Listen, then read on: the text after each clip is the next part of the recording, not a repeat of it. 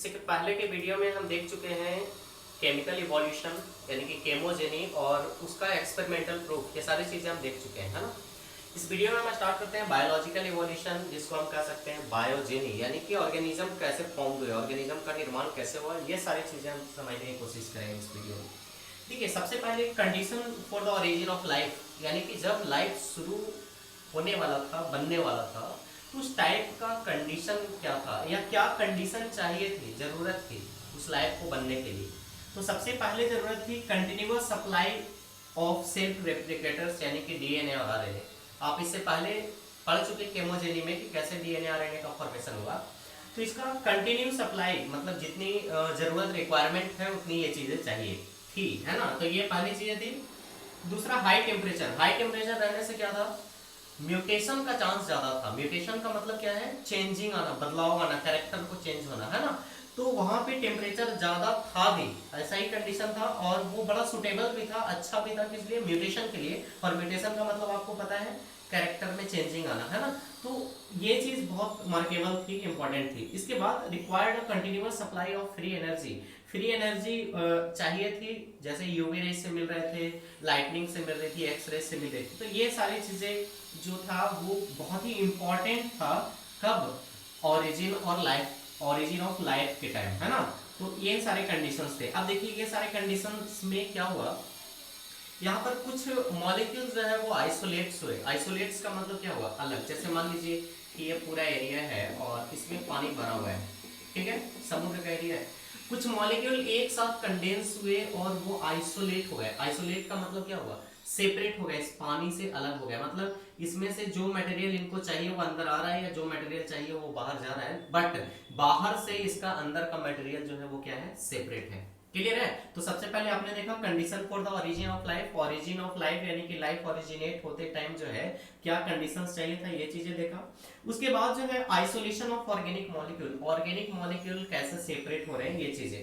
तो सबसे पहले इसमें है कोएसरवेट्स और दूसरा है माइक्रोस्फीयर। सबसे पहले जो ऑर्गेनिक मैटर जो हमारा बन के तैयार हुआ था, चाहे वो कॉम्प्लेक्स था या सिंपल था, तो वो जो complex matter, complex organic matter बन के तैयार हुआ था, वो आइसोलेट्स कैसे हुआ, वाटर से अलग कैसे हुआ। तो दो फॉर्म में वो आइसोलेट हुआ था और बाद में यही जाकर माइक्रोब्स के रूप में डेवलप हो गया।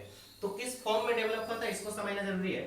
ये डेवलप हुआ था कोएसरवेट्स के फॉर्म में, जिसके बारे में किसने बताया, ओपैरिन ने, और ये टर्म भी ओपैरिन ने ही दिया है। दूसरा जो है वो है माइक्रोस्फीयर, और ये किसने दिया, सिडनी डब्ल्यू फॉक्स ने दिया, और इसके बारे में इन्होंने ही बताया है। अब देखिए कोएसरवेट्स क्या था।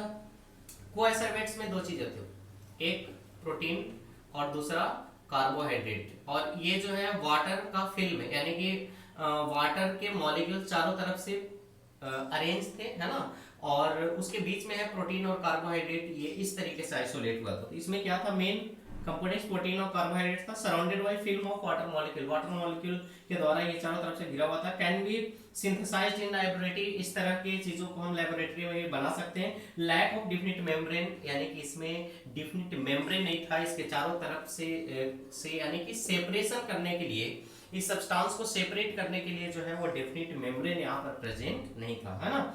इसके अलावा ability to increase in size, यानी कि बाहर का मटेरियल इसके अंदर घुस रहा था और ऐसा होने से इसका साइज इंक्रीज कर सकता था, साइज बड़ा हो सकता था, है ना। तो सबसे पहला जो मॉलिक्यूल सेपरेट हुआ, जैसे ये सारी चीजें जो एटम्स था उससे सिंपल मॉलिक्यूल बना, फिर सिंपल ऑर्गेनिक मॉलिक्यूल बना, कॉम्प्लेक्स ऑर्गेनिक मॉलिक्यूल बना। तो ये सब चीज का सिंथेसिस कहाँ हुआ, फॉर्मेशन कहाँ हुआ, सब वाटर के अंदर बना। क्लियर। तो वाटर के अंदर बनने के बाद इसमें जो कुछ मॉलिक्यूल थे वो एक जगह पर कलेक्ट होकर के सेपरेट होने लगे, अलग होने लगे, आइसोलेट्स होने लगे। तो पहला जो आइसोलेशन हुआ वो किस रूप में हुआ, कोएसरवेट्स के रूप में। इसके बारे में ओपैरिन ने बताया, है ना। और वो किस रूप में था, आपने देखा इसमें एक एबिलिटी थी कि ये अपने साइज को बढ़ा सकता था। जैसे ऑर्गेनिज्म का भी ये कैरेक्टर होता है कि वो इंक्रीज कर सकता है, ग्रोथ कर सकता है, अपने साइज को बढ़ा सकता है। तो यहाँ पर साइज बढ़ रहा था, है ना। कैसे बढ़ रहा था साइज, तो बाहर का कुछ मटेरियल इसके अंदर जा रहा था, तो जाहिर सी बात है इसका साइज क्या होगा, बड़ा होगा। इसके बाद ये और थोड़ा एडवांस्ड हुआ और चेंजिंग आया, और ये बदल गया किसमें, माइक्रोस्फीयर। माइक्रोस्फीयर के बारे में इसने बताया सिडनी डब्ल्यू फॉक्स ने। इसने क्या कहा कि जब ये माइक्रोस्फीयर के फॉर्म में बदला तब इसमें क्या हो गया, मोटिलिटी इसमें गति करने की, मूवमेंट करने की एबिलिटी थोड़ी डेवलप हो गई। इसके अलावा इसमें ग्रोथ, ग्रोथ तो पहले वाले में था, लेकिन इसमें थोड़ा और एडवांस तरीके से ग्रोथ हुआ। ग्रोथ होने के बाद भी ये सेपरेट था। और capacity of reproduction by budding and fragmentation, इसमें जो रिप्रोडक्शन का तरीका क्या था, बडिंग था या फ्रेगमेंटेशन। जैसे मान लीजिए कि ये एक मॉलिक्यूल बन के तैयार हुआ, क्लियर है, और इसमें बाहर से क्या है, फैट है, ग्लिसरॉल और फैटी एसिड के मिलने से फैट बन गया। तो मान लीजिए एक तरह का प्राइमेटिव प्लाज्मा मेम्ब्रेन का फॉर्मेशन हो गया, और इसके अंदर जो है हमारा जैसे प्यूरिन्स है, पायरिमिडिन्स है, ये सारी चीजें मिलकर मान लीजिए कि डीएनए आरएनए का फॉर्मेशन कर दिया, क्लियर है। अब ये बाहर से न्यूट्रिएंट को इनटेक कर रहे हैं, और ऐसा होने से इसके साइज भी बढ़ रहा है। साइज बढ़ने से क्या हो रहा है, इसमें एक चीज और डेवलप हो गया कि ये अपने जैसा एक छोटा सा प्रोजेक्शन अपने ऊपर बना सकता है, और ये प्रोजेक्शन फिर टूट करके बाहर हो सकता है, और ये भी अपने साइज को बढ़ा सकता है। तो यहाँ पे आप देख रहे हैं कि जब ये बाहर से मटेरियल को इनटेक कर रहा है, इसका मतलब क्या है, ये मोड ऑफ न्यूट्रिशन परफॉर्म कर रहा है। इसमें न्यूट्रिशन के तरीके, ये न्यूट्रिशन ले सकता है, जो कि ऑर्गेनिज्म का एक प्रॉपर्टीज है। इसके अलावा अगर ये डिवाइड होकर के अपने जैसा दूसरा पार्टिकल बना रहा है, तो इसका मतलब ये है कि इसमें रिप्रोडक्शन की एबिलिटी आ गई। मतलब इसमें ऑर्गेनिज्म से मिलता जुलता बहुत सारा कैरेक्टर प्रेजेंट था माइक्रोस्फीयर में, क्लियर है। तो ये बहुत ही अच्छा मॉडल दिया गया इनके द्वारा। अब देखिए, इसके बाद जब ये मॉडल बन गया माइक्रोस्फीयर, इसके बाद प्रोकैरियोट्स, जो कि सबसे सिंपल ऑर्गेनिज्म तो प्रोकैरियोट्स ही होते हैं ना, तो इसके बाद प्रोकैरियोट्स कैसे बन के तैयार हुए, हमें ये समझना जरूरी है ना। तो प्रोकैरियोट्स ओरिजिन किससे हुए, प्रोटोसेल से। और प्रोटोसेल्स किसको कहते हैं, ध्यान दीजिए, यहाँ पे कंफ्यूज नहीं होना है। प्रोटोसेल्स को एसरबेट्स या माइक्रोस्फीयर को ही कहते हैं, ये दोनों को प्रोटोसेल कहा जाता है, यानी कि सेल के बनने से पहले इनका फॉर्मेशन हुआ, क्लियर है। तो ओरिजिनेटेड फ्रॉम प्रोटोसेल्स, और प्रोटोसेल्स कौन है, कोएसरबेट्स एंड माइक्रोस्फीयर। कब हुआ, 3.5 बिलियन ईयर्स अगो, है ना। कब, किसमें, ये समुद्र के अंदर परफॉर्म हुआ। अब देखिए, जब ये प्रोकैरियोट्स के रूप में बन गए, यानी कि माइक्रोस्फीयर से और थोड़े एडवांस, माइक्रोस्फीयर में तो कैरेक्टर आ ही गया था, जो ये केमिकल सब्सटेंस को अब्सॉर्ब कर रहा है आसपास से, तो वो बैक्टीरिया का प्रॉपर्टीज है, और डिवीजन के द्वारा रिप्रोडक्शन कर रहा है, तो सेल डिवीजन ही कॉमन मोड ऑफ रिप्रोडक्शन है बैक्टीरिया के केसेस में। तो ये दोनों प्रॉपर्टीज आ चुकी थी, थोड़ी सी एडवांसमेंट आई इसमें, और ये प्रोकैरियोटिक सेल में बदल गया, है ना। अब देखिए, जब प्रोकैरियोटिक सेल में बदला, तो इसमें मोड ऑफ न्यूट्रिशन सबसे पहले क्या था, सबसे पहले इसमें जो मोड ऑफ न्यूट्रिशन था वो क्या था, हेट्रोट्रॉपिक था, ये हेट्रोट्रॉप्स था, ये, है ना।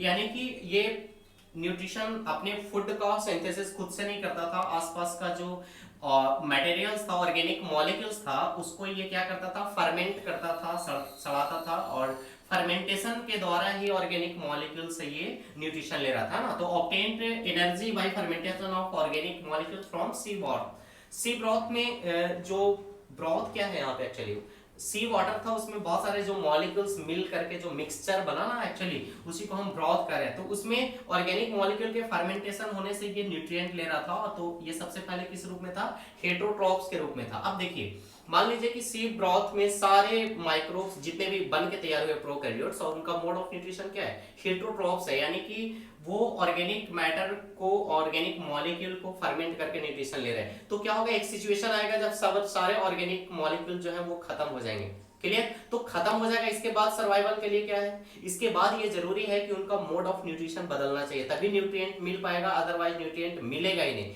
जितने जो ऑर्गेनिक मैटर थे जिसपे वो डिपेंडेंट थे, वो तो खत्म होंगे, ये यूज करेंगे, तो चूंकि साइज भी इंक्रीज कर रहे हैं, मल्टीप्लीकेशन भी कर रहे हैं, तो वो खत्म हुआ। खत्म होने के बाद ये जरूरी है कि इनमें मोड ऑफ न्यूट्रिशन चेंज हो, तभी ये कुछ कर पाएंगे। तो मोड ऑफ न्यूट्रिशन चेंज हुआ, और ये कैसे बदल गए, ऑटोट्रॉप्स हो गए। ये जरूरी भी था इनके लिए, क्योंकि न्यूट्रिएंट बचा नहीं था।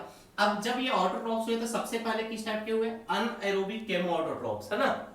इसके बाद ये बदल के कैसे हो गए, अनएरोबिक फोटो ऑटोट्रॉप्स, यानी कि सबसे पहले तो केमिकल सब्सटेंस का यूटिलाइज करके ये अनएरोबिक कंडीशन में, यानी कि वाटर के एब्सेंस में ये करने लगे, है ना। लेकिन जैसे ही ये जो है केमिकल सब्सटेंस रिड्यूस्ड होगा, उसके बाद ये लाइट एनर्जी का इस्तेमाल करके जो है वो autotrophic mode of nutrition perform करने लगे।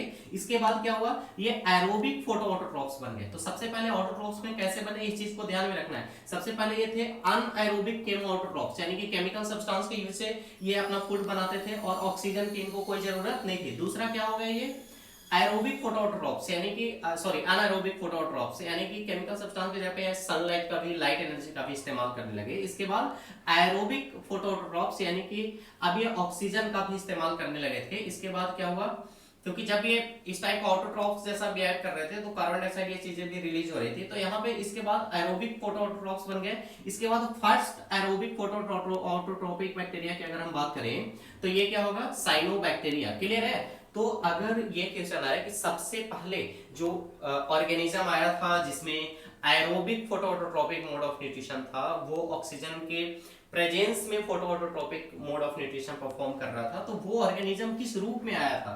तो दैट वो जो है साइनोबैक्टीरिया के रूप में आया था। क्लियर है? अब देखिए इसके बाद इनके प्रोटेक्शन के लिए, इनकी सुरक्षा के लिए ये जरूरी था कि ओजोन लेयर बने। ओजोन लेयर नहीं बनता तो उससे जो हार्मफुल रेज आ रहे थे वो इनको इजीली डिस्ट्रॉयड कर सकता था, नष्ट कर सकता था, खत्म कर सकता था। तो इसलिए यहाँ पे क्या बना? Formation of ozone layer. इसके बाद क्या हुआ? इसके बाद ओरिजिन ऑफ यूकैरियोट्स। अब देखिए यूकैरियोट्स कैसे बना इसको समझना जरूरी है। जैसे मान लीजिए कि ये एक प्रोकैरियोट्स बड़ा सेल है, ठीक है, और इसने एक छोटे सेल को इनगल्फ कर लिया। क्लियर? इनगल्फ करने से क्या हुआ? ये छोटा सेल इसके साथ सिम्बायोटिक एसोसिएशन के फॉर्म में रहने लगा। ऐसा नहीं है कि इसको डाइजेस्ट कर दिया है ना, डाइजेस्ट नहीं कर पाया तो इसके साथ सिम्बायोटिक एसोसिएशन के फॉर्म में रहने लगा, और बाद में इसी में चेंजिंग आते आते ये बदल गया माइटोकॉन्ड्रिया के फॉर्म में और बदल गया क्लोरोप्लास्ट के फॉर्म में। तो इस तरीके से यूकैरियोट्स का फॉर्मेशन हुआ। एक तो थ्योरी ये कहता है, दूसरा ये कहता है कि इसका प्लाज्मा मेम्ब्रेन जो है वो प्लाज्मा मेम्ब्रेन मॉडिफाइड होकर के अलग अलग सेल ऑर्गेनेली का फॉर्मेशन किया। तो एक थ्योरी ये कहता है कि एक सेल ने दूसरे सेल को इनगल्फ किया, जिसकी और जिस सेल को इनगल्फ किया वो इसके साथ सिम्बायोटिक एसोसिएशन के फॉर्म में रहने लगा, जिससे वो ऑर्गेनेली के फॉर्म में डेवलप हो गया। और दूसरा थ्योरी ये कहता है कि इसका प्लाज्मा मेम्ब्रेन जो है वो मॉडिफाइड होकर के किसका फॉर्मेशन किया? तो वो ऑर्गेनेली का फॉर्मेशन किया। तो इस तरीके से ओरिजिन ऑफ यूकैरियोट्स, यानी कि सबसे पहले क्या बने? प्रोकैरियोट्स बना, उसमें मोड ऑफ न्यूट्रिशन इस तरीके से चेंज हुआ। उसके बाद ओजोन लेयर बने जो इसके प्रोटेक्शन के लिए जरूरी थे, और उसके बाद जो है ओरिजिन ऑफ यूकैरियोट्स, यूकैरियोट्स का फॉर्मेशन हुआ, है ना। और उसके बाद क्या हुआ? ओरिजिन ऑफ मल्टीसेलुलर ऑर्गेनिज्म, यानी कि ये जो ऑर्गेनिज्म यूकैरियोट्स यानी कि वेल डिफाइंड जब सेल बन गए तो ये सेल क्लस्टर्स के फॉर्म में स्टोर होने लगे, और स्टोर होने से मल्टीसेलुलर ऑर्गेनिज्म का निर्माण हो गया। हालांकि इसमें सेल्यूलर लेवल का ही ऑर्गेनाइजेशन है, इसमें टिश्यू नहीं बना है। जैसे अगर हम सबसे कम डेवलप्ड एनिमल की बात करते हैं तो सबसे कम डेवलप्ड एनिमल में हम किसको देखते हैं? जैसे हम देखते हैं स्पॉन्ज को। क्लियर? तो स्पॉन्ज में क्या होता है? सिर्फ सेल्यूलर लेवल ही तो ऑर्गेनाइजेशन होते हैं, यानी कि सेल अरेंज होकर के इस एनिमल का फॉर्मेशन किया। तो इस तरीके से सबसे पहला मल्टीसेलुलर ऑर्गेनिज्म का फॉर्मेशन हो चुका है ना। अब इसी में म्यूटेशन होने से, मॉडिफिकेशंस होने से, चेंज आने से, है ना, हैबिटेट चेंज होने से, बहुत सारे चेंजिंग आने से जो है वो डिफरेंट टाइप्स के ऑर्गेनिज्म का फॉर्मेशन हो गया, है ना। तो ये आपने देखा कि सबसे पहले ऑर्गेनिज्म कैसे बना, और उस ऑर्गेनिज्म में चेंज आते आते मल्टीसेलुलर ऑर्गेनिज्म का फॉर्मेशन कैसे हुआ। इसके बाद के वीडियो में हम देखेंगे कि एविडेंसेस ऑफ इवोल्यूशन, यानी कि ये इस तरीके से जो इवोल्यूशन हुआ है, जो चेंजिंग आया है, उसका एविडेंस क्या है, उसका प्रूफ क्या है।